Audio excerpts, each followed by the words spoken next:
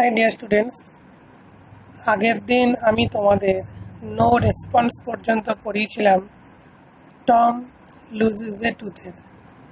আজ আমি তোমাদের সামনে পার্ট 2 নিয়ে আলোচনা করছি। পার্ট 2 বলতে সম্পূর্ণ লেসনটাকে আমি দুটি ভাগে ভাগ করেছি।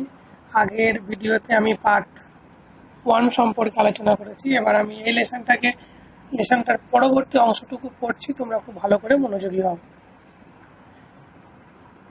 No response. তো সিড যখন টমকে ডাকছে যে টম বলো, টম কিন্তু কোনো সাড়া দিল না, অর্থাৎ কোনো উত্তর পেল না সিড। হেয়ার টম, এই যে Tom, Tom what's the matter, কি হয়েছে তোমার Tom? Sid shook him, Sid তাকে ঝাঁকাচ্ছিল। And looked in his face anxiously, এবং সিড তার মুখের দিকে উদ্বিগ্নর সঙ্গে তাকিয়েছিল বা তাকিয়ে রইল। টম মাউন্ড আউট, সে কাতরাতে কাতরাতে বলল।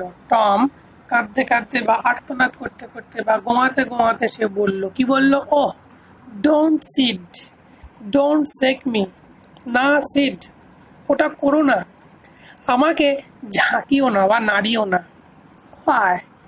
হোয়াটস দ্য ম্যাটার টম, কেন, কি হয়েছে তোমার Tom? I must call aunty, আমি অবশ্যই আন্টিকে ডাকবো। নো নেভার মাইন্ড, না কিছু মনে করো না। It will be over by and by, এটা ধীরে ধীরে ঠিক হবে। মেবি, হয়তো। ডোন্ট কল এনিবডি, কাউকে ডাকতে হবে না। বাট আই মাস্ট, কিন্তু আমি ডাকবই। ডোন্ট গ্রোন সো, তুমি ওভাবে গম্ভীর না। টম ইটস অফ, এটা একটা বাজে লাগছে। অফুল বলতে এখানে বিচ্ছিরি ব্যাপার, একটা বাজে ব্যাপার লাগছে। How long have you been this, তুমি এভাবে কতক্ষণ আছো, মানে কতক্ষণ ধরে তুমি কাতরাচ্ছ? আওয়ার্স, কয়েক ঘন্টা ধরে বা ঘন্টার পর ঘন্টা। ওফ, ও ডোন্ট স্টেয়ার সো, বলছে ও আমাকে নাড়িও না। Sid you will kill me, তুমি আমাকে মেরে ফেলবে। Tom why didn't you wake me sooner, Tom why didn't you wake me sooner, কেন তুমি টম আমাকে আগে জাগিয়ে তোলনি বা ঘুম থেকে কেন তুমি আমাকে আগে ডাকোনি? Oh Tom you are not dying, ওহে টম তুমি মরবে না। আর ইউ, তাই না? ডোন্ট টম, না তুমি মরবে না। ওহ ডু নট, তুমি মরতে পারো না। আই ফরগিভ এভরিবডি সিড, আমি সকলকে ক্ষমা করে দিচ্ছি সিড। টেল দেম সো, তাদেরকে এটা বলো। Seed had rush to call help, তো এই কথা শোনার পর সিড কিন্তু রাস্ট, ছুটে গেল, টু কল হেল্প, সাহায্য চাইতে সে ছুটে গেল। নিশ্চয়ই তার পলি আন্টির কাছে সে ছুটে গেল।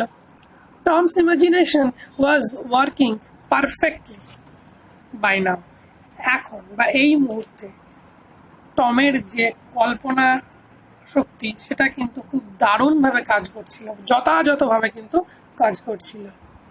And his groans had gathered a genuine tone, আর তার সব গোঙানিগুলো যেন এক জায়গায় জড়ো হয়ে একটা প্রকৃতপক্ষে একটা কান্নায় বা প্রকৃতপক্ষে একটা জেনুইন টোনে পরিণত হয়েছে, একটা অরিজিনাল একটা আর্তনাদে পরিণত হয়েছে। মিনওয়েল, ইতিমধ্যে seed few down stairs, seed তো সিঁড়ি দিয়ে নিচের দিকে নেমে আসলো। অ্যান্ড সেড, এবং বলল, ও আন্ট পলি কাম, ও পলি আন্টি কাম, এসো, টমস ডাইং, টম মরতে চলেছে। ডাইং, মারা যাচ্ছে। ইয়েস, ডোন্ট ওয়েট, দেরি করো না, অপেক্ষা করো না, কাম কুইক, তাড়াতাড়ি এসো। হোয়াট রাবিশ, কি বাজে বকছো? হোয়াট রাবিশ বলছে কি আজে বাজে বকা বা কি সব কথাবার্তা বলছো? আই ডোন্ট বিলিভ ইট, আমি এটা বিশ্বাস করছি না। She flew upstairs with Sid and Mary, এই কথা শুনবার পর সি মানে পলি আন্টি কিন্তু, হ্যাঁ, পলি আন্টি তখন কিন্তু ওপরের দিকে সিঁড়ি দিয়ে ওপরের দিকে উঠে আসলো। আপ স্টেয়ার্স, আগে পড়েছি আমরা ডাউন স্টেয়ার্স মানে সিঁড়ি দিয়ে নিচের দিকে নেমে যাওয়া, আর আপ স্টেয়ার্স বলতে কি বোঝাচ্ছে, সিঁড়ি দিয়ে ওপরের দিকে উঠে আসা। উইথ সিড অ্যান্ড মেরি, তো পলি আন্টি সিড আর মেরিকে নিয়ে কিন্তু আস্তে আস্তে সিঁড়ি দিয়ে ওপরের দিকে উঠে আসলো। তো মেরিটাকে দেখো পাশে দেওয়া আছে টমস কাজিন, টমের খুঁড়তুতো বোন হচ্ছে মেরি। হার ফেস গ্রিউ পেল, তো পলি আন্টির মুখটা কিন্তু একদম ফ্যাকাশে হয়ে উঠলো বা ফ্যাকাশে হয়ে গিয়েছিল। হার লিপস ট্রাম্বল, তার ঠোঁটগুলো কাঁপছিল। when she reached the bedside, যখন পলি আন্টি বিছানার পাশে এসে পৌঁছলো, she gasped out, তিনি হাঁপাচ্ছিলেন। গ্যাপস আউট মানে কি, হাঁপানো। Tom what's the matter with you, বলছে টম কি হয়েছে তোমার? Oh auntie I am, Tom তখন কি বলে আসলো, ও আন্টি আমি না, এরকম একটা ব্যাপার। What is the matter with you child, বাচ্চা তোমার কি সমস্যা? Oh auntie my toe is paining, auntie আমার পায়ের আঙুল যন্ত্রণা করছে। টো মানে পায়ের আঙুল। The old lady sank into chair, তো এই কথা শুনে কিন্তু সেই বৃদ্ধা মহিলা অর্থাৎ পলি আন্টি ধপ করে চেয়ারের ওপর বসে পড়লেন। সি লাভড এ লিটিল, প্রথমে তিনি একটু হাসলেন, দেন ক্রাইড এ লিটিল, তারপর তিনি একটু কাঁদলেন। তো এখানে দেখতে পাচ্ছি যে টমের এই অভিনয়ে কিন্তু পলি কাকিমা প্রথমে একটু হাসলেন, তারপর একটু কাঁদলেন।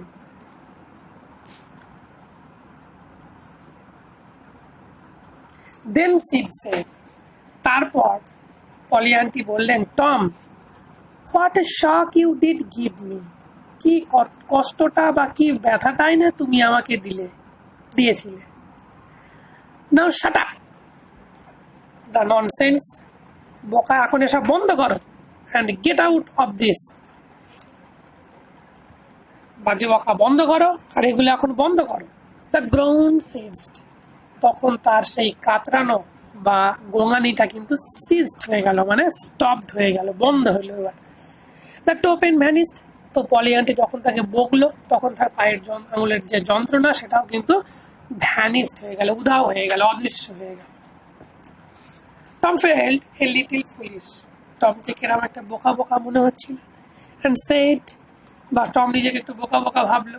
অ্যান্ড সেড, এবং বললো, aunt Polly how my tooth aches, যে আন্টি এবার আমার দাঁতে যন্ত্রণা করছে, বা আমার দাঁতে যন্ত্রণা করছে খুব। The pain is more than that in my toe, আর এই দাঁতে যন্ত্রণাটা আমার পায়ের আঙুলের যন্ত্রণার চাইতে আরো বেশি। মোর দ্যান বলেছে, আরো বেশি। ইউর টুথ ইনডিড, তোমার দাঁতে, সত্যি। What's the matter with your tooth, তোমার দাঁতের কি সমস্যা হলো দেখি।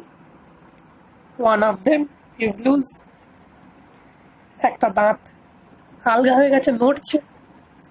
অ্যান্ড ইটস এইকস অফলি, এবং এটা নড়ার ফলে বিচ্ছিরিভাবে যন্ত্রণা করছে। এক্স মানে হচ্ছে যন্ত্রণা করা। There now don't begin that groaning again, যাক আর তোমাকে নতুন করে গোমানো শুরু করতে হবে না। ওপেন ইউর মাউথ, তোমার মুখটা খোলো। ইউর টুথ ইজ লুজ, তোমার দাঁতটা নড়ছে। But you are not going to die for that, কিন্তু এর জন্য তুমি মারা যেতে পারো না।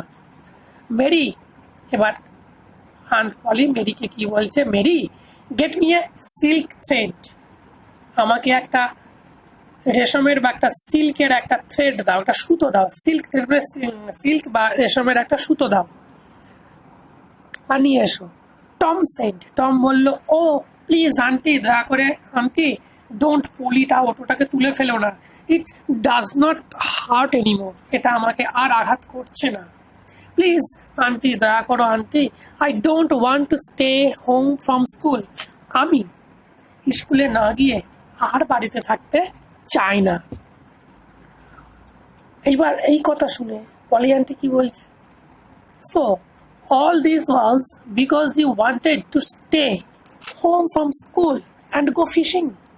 পলি আন্টি কি বলছে যে অল দিস মানে সমস্ত কিছু তুমি এই কারণেই করেছিলে, স্কুলে না গিয়ে বাড়িতে থাকবে বলে আর মাছ ধরতে যাবে বলে।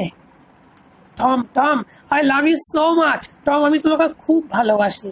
And you try to break my heart in every way with your naughtiness. আর তুমি কি করো, তুমি প্রতিটা মুহূর্তে তোমার দুষ্টুমির মাধ্যমে আমাকে আঘাত করার চেষ্টা করো। By this time the dental instrument was ready. ইতিমধ্যে তো দাঁত তোলার যন্ত্রপাতি হাজির বানিয়ে আসা হলো। The old lady fashioned one end of the silk thread to Tom's tooth and the other end to the bed post. তো সেই বয়স্কা মহিলা কি করলেন, সুতোর এক প্রান্ত টমের দাঁতের সঙ্গে আর এক প্রান্ত খাটের বেড পোস্টের সঙ্গে বা খাটের যে দণ্ডগুলো থাকে সেই দণ্ডের সঙ্গে তিনি বেঁধে দিলেন। তারপর কি করলেন, সি পুলড, তারপর তিনি টানলেন। And the tooth hang dangling by the bed post. আর সেই দাঁতটা তখন খাটের দণ্ডের কাছে এসে ড্যাংলিং করছিল, মানে ঝুলছিল। ড্যাংলিং শব্দের অর্থ হচ্ছে হ্যাঙ্গিং হওয়া, অর্থাৎ ঝোলা। Tom now had a gap in his upper row of teeth. তো টমের উপরের পাটির দাঁতে একটা ফাঁকা জায়গার সৃষ্টি হয়েছিল, একটা মানে উপরের সারির একটা দাঁত না থাকার ফলে সেখানে ফাঁকা ফাঁকা লাগছিল উপরের পাটিটাকে। This enabled him to smile in a new and admirable way. যাক, এটা টমকে একটা নতুন এবং প্রশংসনীয়ভাবে হাসতে সক্ষম করেছিল। অ্যাডমাইরেবল বলতে প্রশংসনীয়ভাবে, আর অ্যানাবেল মানে হচ্ছে সক্ষম করেছিল, অর্থাৎ এটা কিন্তু টমকে একটা নতুন এবং প্রশংসনীয়ভাবে একটা হাসতে তাকে সক্ষম করেছিল। তো ডিয়ার স্টুডেন্টস, আমি আশা করছি তোমরা সম্পূর্ণ প্যাসেজটা বুঝতে পেরেছো। আগের দিন আমি তোমাদের সামনে পার্ট 1টা পড়িয়েছি, আজকে আমি পার্ট 2টা পড়ালাম। এবার দেখো নিচে কিছু ওয়ার্ড নেস্ট আছে। Groan, to make a long deep sound when in pain, যখন কেউ যন্ত্রণা হাতে যখন সে কাতরায় বা ডিপ সাউন্ড করে, হ্যাঁ কাতরায় বা আর্তনাদ করে তখন সেটাকে আমরা, বা গোমরায় তখন সেটাকে আমরা বলি গ্রোন করা। মোন্ড, মোন্ড মানে হচ্ছে cried out in prolonged tone, হ্যাঁ ক্রাইড আউট চিৎকার করা, হ্যাঁ বিলাপের সাথে চিৎকার করা, আর্তনাদের সঙ্গে অনেকক্ষণ ধরে চিৎকার করাকে বলা হচ্ছে মোন্ড। ড্যাংলিং হচ্ছে হ্যাঙ্গিং, ঝুলতে থাকা, অর সুইমিং ফ্রিলি মানে স্বাধীনভাবে কোনো কিছুতে ঝুলতে থাকা কে বলা হচ্ছে ড্যাংলিং। তো ডিয়ার স্টুডেন্টস, আমি আশা করছি তোমরা পার্ট 2টা ভালোভাবে বুঝতে পেরেছো।